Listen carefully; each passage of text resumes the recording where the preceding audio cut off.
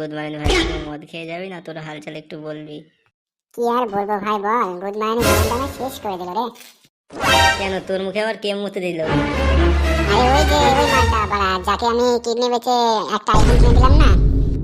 বোকা চোদা, আমার আইফোন মারতে গেছে, গার্লফ্রেন্ডকে আইফোন দেবে? গুড মর্নিং যদি হাতের ভাই পাই না আমি। কেন, এবার বিচি বিক্রি করে আইফোন কিনে দিবে নাকি? না হে চুদির ভাই, আমার লানটাকে নিচ দিয়ে ঢুকে ওর মুখ দিয়ে বের করে দেবো। ওটা তোর আছে? আমি তো ভাবছিলাম ওটাও তোর কেটে নিয়ে চলে গেছে। বোকাচ্চোদা, আমি তোর বন্ধু হই না তোর দুশমন হই? আমাকে এভাবে অপমান করছিস? আরে না রে ভাই, তুই আমার 9-6 একটাই বন্ধু, তোকে নিয়ে আমি আর কি করতে পারি? ওই সব বাদ দিয়ে বল বোকাচ্চোদা, মালটাকে কিভাবে হাতের কবজায় আনবো। থাম, একটু ভাবতে দে আমাকে, কি করা যায় দেখি। ওর কোনো বান্ধবী তোর কাছে নাম্বার আছে? কেন রে? রাগ করছিস কেন, আছে কি বল না। হ্যাঁ আছে, তাতে কি হয়েছে? ওর নাম্বার থেকে আমি বাল ছিড়বো নাকি? শোন, কান টানলে মাথা আসে। কি বলতে চাইছিস খুলে বল।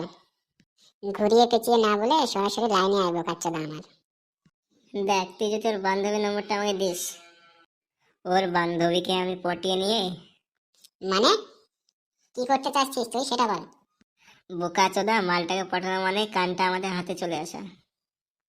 এবার তোকে তো বললাম কান টানলে মাথা আসে, তার মানে তুই কিছু বুঝতে পারছিস না? বুঝতে পারছি রে, বুঝতে পারছি পচা। পটানো হয়ে গেলে কি করবি?